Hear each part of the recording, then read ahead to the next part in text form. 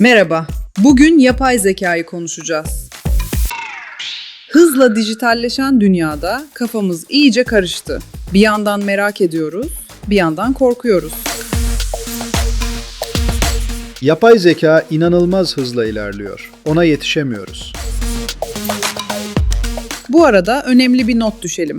Şu ana kadar izlediğiniz bu konuşma gerçek bir kayıt değil. Burada çekilmiş bir podcast'ten alınmış tek bir kare, daha önce kaydedilmiş bir sesle birleşerek yapay zekada üretildi. Yani bu an aslında hiç yaşanmadı. Ve şimdi gerçekten yaşanan, gerçek dakikalara gidiyoruz. Podcast başlıyor.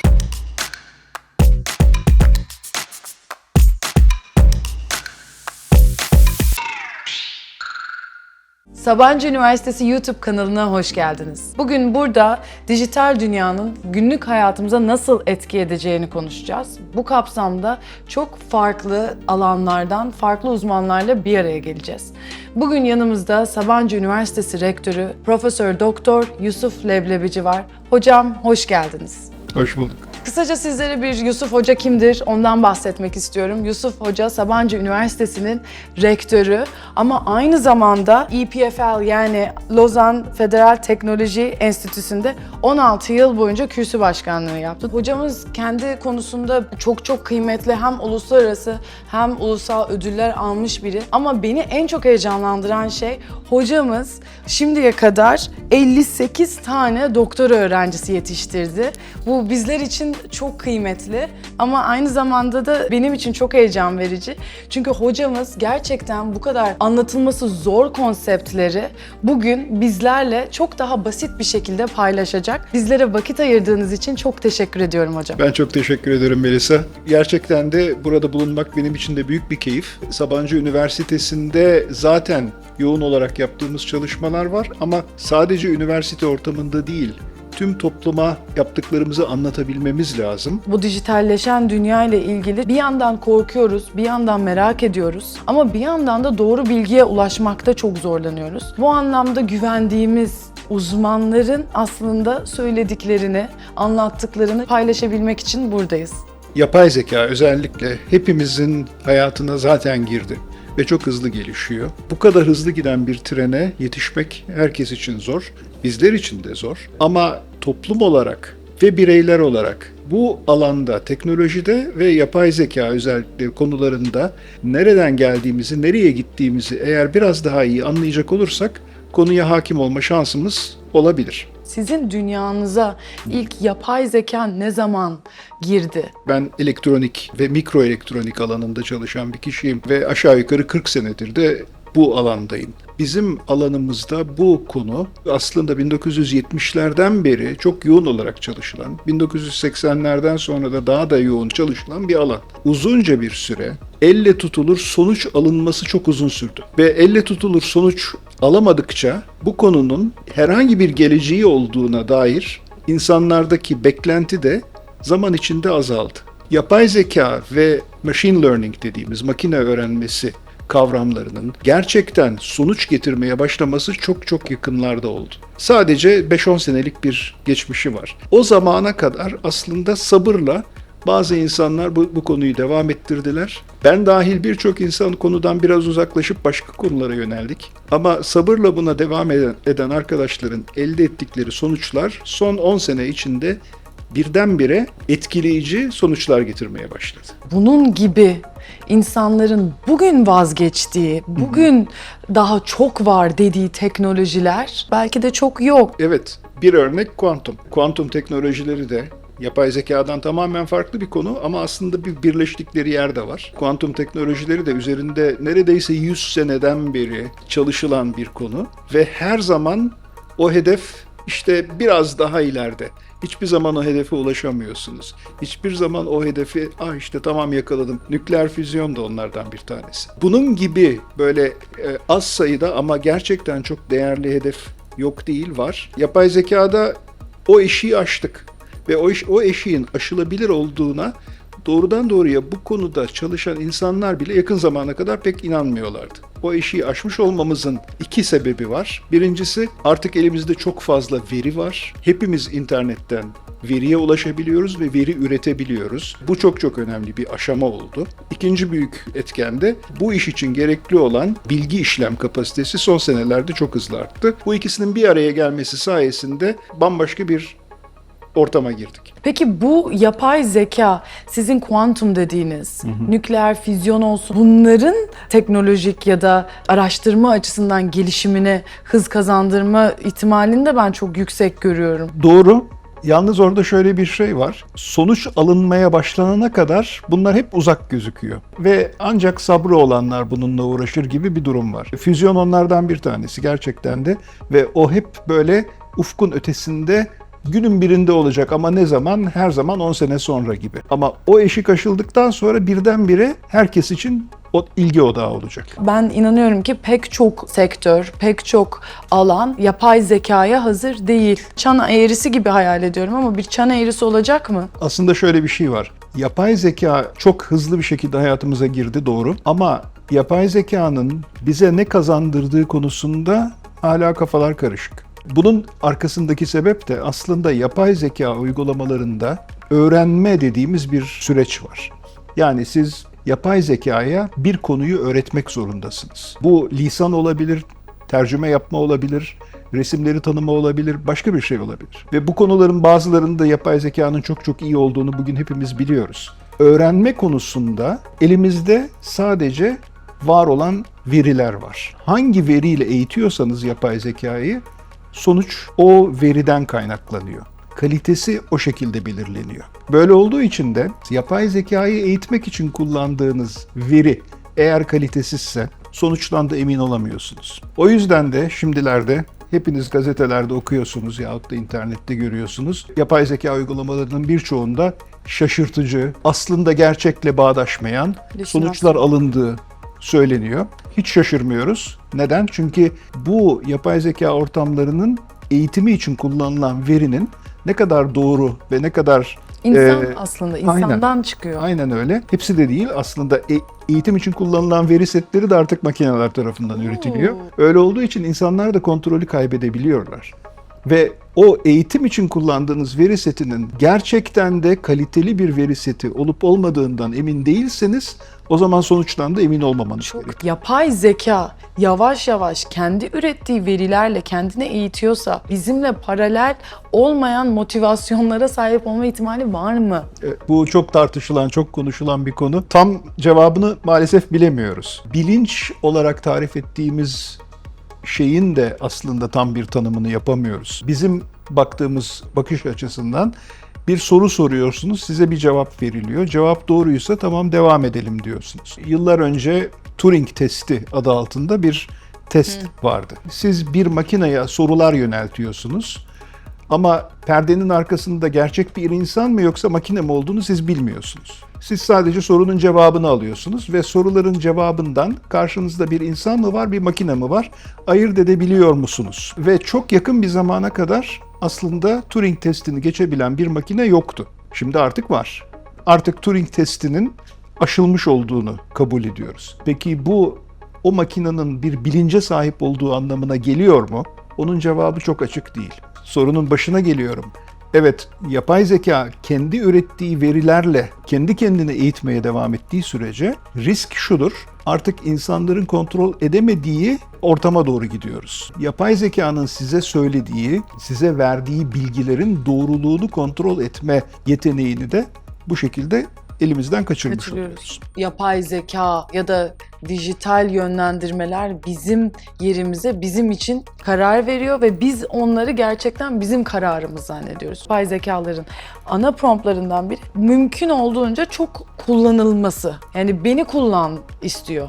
Bu kullanılmayı istiyor olunca anlaşılmak istenen, insanın aslında ihtiyacı olan o duygulara karşı cevap veren yapay zekalar geliştiriliyor. Bu ne oluyor? Yapılan mesela hataları, yanlış davranışları empati adı adı altında normalleştirme, alışveriş davranışlarımızı. Şimdi mesela OpenAI, ChatGPT'nin içine satın alımları da entegre edeceğini söylüyor. Bu ne demek olacak bizler için? Burada yapay zekanın insanları ikna etme kabiliyetinin çok yüksek olduğunu biliyoruz. Bunu her zaman izliyoruz. Ve bu şekilde yönlendirmelerin yapay zeka içine gömüldüğü durumda, şu anda da var bu. Bundan sonraki insan davranışlarını çok daha fazla etkileme şansı olduğunu görüyoruz. Bu tabii ki bir tehlike. Bunu kontrol edebilmek ve limitleyebilmek aslında çok zor. Orada sınırları çok net çizebilmek lazım. Yapay zekanın etik kullanımı.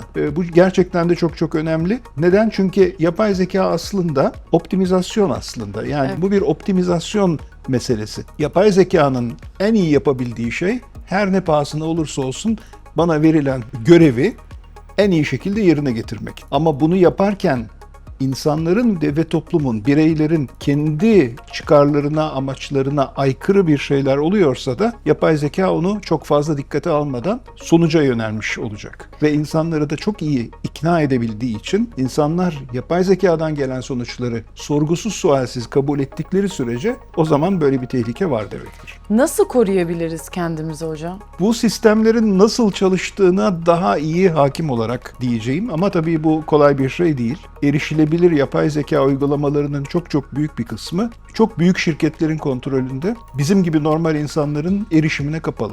Bu yapay zeka algoritmalarının detaylarına normal olarak insanlar kolay kolay erişemiyorlar. Ve bu algoritmaların içinde yapılan küçük değişikliklerle de aslında bir yönlendirme söz konusu olabilir. En azından bunun farkında olmak bile bir adımdır. Yapay zekayı kullanırken çok odaklı olmak. Belli bir konuda bir şey soruyoruz, aldığımız cevabı da kontrol edebileceğimiz bir yerde durabilmemiz lazım. Aldığımız cevabın tamamen kontrolsüz bir şekilde bize gelmesi bizi çok yanlış bir yere getirebilir. Kolay değil ama yapmak zorundayız. Aslında bir şekilde insan kalmayı savunmanın Aynen. bir yolu. Biz bu dijital dünyada nasıl insani değerlerimizden vazgeçmeyiz, nasıl insan kalırız? Kandırılmamak, manipüle edilmemek, Evet. başkalarına, kurumlara güvenmeden önce kendimize güvenebileceğimiz bir çerçeve oluşturmanın önemini konuştuk. Bilgiye çok hızlı ulaşıyor biliyorum. 4 senelik bir eğitime, bir üniversite eğitimine neden ihtiyaç var? Ve eğitimin de bugünün dünyasında anlamı nedir? Eğitim şu anda tamamen değişiyor. Ve bizim bunu bir an önce kavrayıp, kabul edip uyum sağlamamız lazım. Yakın bir zamana kadar üniversite eğitimi dahil ama ondan önce de tabii ki ortaokul, lise devam eden bir silsile vardı. Ve üniversitede aslında o silsilenin doğal bir uzantısı gibi gözüküyordu. İnsanlara bilgi vermek, insanları bilgi sahibi yapmak. Şu anda buna ihtiyaç yok. Çünkü insanların parmaklarının ucunda bilgi. Herhangi bir konuda bir şey öğrenmek istiyorsanız zaten o sizin elinizde. O yüzden de eğitimin amacı sadece ansiklopedik bilgi öğretmek olmamalı. Hatta hiç olmamalı. Bunun tersine insanlara muhakeme yeteneklerini, karşılaştıkları bir durumda bunu tartabilecek yetenekleri geliştirmelerine yardımcı olacak bir eğitime ihtiyacımız var. Yoksa sadece insanların beynine bilgi doldurarak bir şey elde edemeyiz. Ansiklopedik bilgi artık herkesin parmaklarının ucunda. Eski eğitim sistemleri çok daha fazla insanları bilgi sahibi yapmak için yahut da işte her şeyi bilen insanlar. Bu eskide kaldı. Şu anda herkes ayaklı kütüphane çünkü hepimizin cebinde bir cep telefonu var. Her şeye ulaşabiliyoruz. Bilgi sahibi olmak kolay. Muhakeme sahibi olmak bir o kadar daha zor. Bizim üniversite olarak bizim yapmamız gereken tam tamına bu. Yani düşünebilen ve kendi kendine doğruyu yanlışı ayırt edebilen bireyler yetişmesine yardımcı olmamız lazım. Gerçekten çok kıymetli, yani sorgulayabilmek gittikçe zorlaşıyor. Özellikle bizleri kandırmak için çalışan yapay zekalar var iken. Diğer yandan şunu da merak ediyorum, yani bu yapay zeka hayatımıza girdikçe ve pek çok rolü elimizden aldıkça ve biz de dijital ekranlarımızda daha çok vakit geçirdikçe işin bir de sosyal yetkinlik boyutu var. Yani üniversiteler yahut da herhangi bir eğitim sisteminde o etkileşim Aynen. ve sosyal zeka, duygusal zeka gittikçe daha farklı bir şekilde yorumlanacak diye düşünüyorum. Hatta Pandemi döneminde Covid sırasında biz bunu üniversitede çok konuştuk. O sıralarda hepiniz hatırlarsınız. Çevrim içi eğitim yaygınlaştığı için bir daha buradan geri dönüş olmayacak gibi bir hisse de kapılmıştı insanlar. Bunun gerçek olmadığını çok hızlı bir şekilde anladık. Çünkü üniversite, özellikle de üniversite ortamı, özellikle bir kampüs ortamı insanların sosyal yeteneklerini geliştirmeleri için çok ideal bir laboratuvar. Laboratuvar diyorum çünkü aslında kampüs ortamı belli ölçülerde kontrollü bir ortam ve sosyal yetenekleri geliştirmek için bundan daha ideal bir şey olamaz. Bu 4 sene, yani üniversitede bir kampüste geçirilen 4 sene bilgi toplamak için değil, bu yetenekleri de geliştirmek için aslında çok çok güzel bir fırsat. Bilgi toplamak zaten insanın bütün hayatı boyunca yaptığı bir şey. Hiçbir zaman bitmiyor. Öğrenmek hiçbir zaman sonu yok. Öğrenmenin sonu yok demişken Sabancı Üniversitesi'ne biraz odaklanalım istiyorum. Evet. Sabancı Üniversitesi bilimi nasıl yönlendiriyor? Bizim şu anda aşağı yukarı 4000, sadece 4000 lisans öğrencimiz var. 1000 kadar da lisansüstü, yani yüksek lisans ve doktora öğrencimiz var. Toplamda 5000 öğrencisi olan esasında minik bir üniversiteyiz. Ama buna karşılık bazı alanlarda, her konuda değil ama bazı alanlarda çok söz sahibi olabiliyoruz. Bu da tamamen odaklanma sayesinde. Odaklandığımız zaman bazı konularda en iyi olma şansına sahibiz. Bu aslında her insan için de geçerli, her kurum için de geçerli, her ülke için de geçerli olan bir prensip. Sabancı Üniversitesi'nin özellikle bilgisayar bilimlerinde, veri biliminde, malzeme bilimlerinde, nanoteknolojide çok iddialı çalışmalar yaptığını ben söyleyebilirim. Benzer şekilde sosyal bilimlerde de political science dediğimiz siyaset bilimi ve psikolojik alanlarında özellikle. Bunlar bizim odak alanlarımız. Ama her şeyi yapan bir üniversite değiliz. Bizim üniversite olarak bu yeni dünyaya uyum sağlama konusunda da şöyle bir avantajımız var. Sabancı Üniversitesi kurulduğu günden beri bölümsüz bir üniversite olarak kuruldu. Bizde bölümler, farklı disiplinler arasında bariyerler yok, sınırlar yok. Hatta fakülteler arasında sınırlar yok. Ve bu sayede aslında hızlı atılım yapma şansına sahip olabiliyoruz. Hocam peki biraz da şey konusuna girmek istiyorum, yani mikroçip. Mikroçip nedir? Ben açıkçası sizin Çince kitabı yapay zekayla okuyup anlayabileceğimi düşünüyorum. Bilmiyorum, Evet, bunu o 5 yaşında benim bir çocuğa anlat dersem bana anlatabilir mi? kitaplarımdan birisinin Çince tercümesi. Gösteriyorum. Mikroçip konusuna ben çok uzun yıllar boyunca bu konuya eğildim. Çok basite indirgeyecek olursak şunu söyleyebiliriz. Bizim şu anda hayatımızı en fazla etkileyen teknolojilerden bir tanesi. Bugün hepimizin her kullandığımız cihazın içinde binlerce mikroçip var. En basit işlemleri bile evimizde, aracımızda, her yerde teknolojiye dokunan her konuda mikroçipleri kullanmak durumundayız. Bunların tasarımı, yeni teknolojilerle üretilecek olan mikroçiplerin hayata geçirilmesi aslında son derece önemli bir konu. O konuda da geri kalmamamız lazım. Ben aşağı yukarı 30 senedir bu konuda kitaplar da yazdım. Bazıları Çince'ye de tercüme edildi. Çin'de ve Hindistan'da çok sayıda bu kitabı okuyan insan da vardır. Ama Türkiye olarak da bizim bu konularda geri kalmamamız gerekiyor. Bunu merak ediyorum aslında. Türkiye yapay zeka olsun, kuantum olsun, bu teknolojilerde nerede?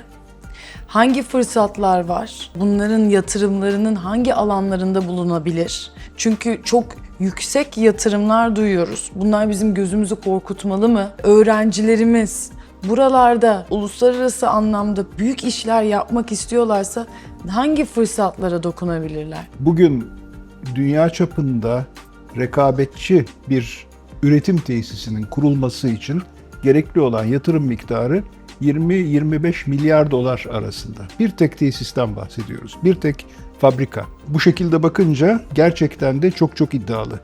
Ancak bizim özellikle Türkiye olarak bu kadar büyük bir yatırıma gitmeden de bu alanda söz sahibi olabileceğimiz konular yok değil, var. Ve bu konularda çok daha düşük miktarda bir yatırımla da en azından biz de varız diyebileceğimiz alanlar olabilir. Onları çok dikkatli seçmemiz ve o konulara yatırım yapmamız gerekir. Şimdi bu alanda gerçekten Türkiye'de çok çok değerli gençler yetiştiriyoruz. Sadece Sabancı Üniversitesi değil, Türkiye'de bu konularda hakikaten dünya çapında eğitim veren üniversiteler var. Bu üniversitelerde yetişen gençlerin önemli bir kısmı çalışmalarını yurt dışında devam ettiriyorlar. Burada yetişen bir öğrencinin diyelim ki Silikon Vadisi'nde veyahut da Almanya'da veyahut da Hollanda'da iş bulabilme olanağı çok daha yüksek. Bizim bu gençlere benzer şekilde Türkiye'de de bu konuda başarılı olabilecekleri alanlar açmamız gerekiyor. Bunun yapılabilir olduğuna inanıyorum. Bu konuda da çalışıyoruz. Daha sorularım var ancak sanıyorum zamanımız yok. Hem vaktiniz hem açık bir şekilde bizlerle paylaştığınız bu keyifli sohbet için teşekkür ederiz. Ben çok teşekkür ediyorum. Çok çok keyifli bir sohbet oldu gerçekten de. Değindiğimiz konuların hepsi son derece önemli. Tüm izleyicilerimiz için de anlaşılabilir bir düzeyde dile getirebilmişizdir. Ben bu imkanı tanıdığımız için de gerçekten çok çok teşekkür ediyorum.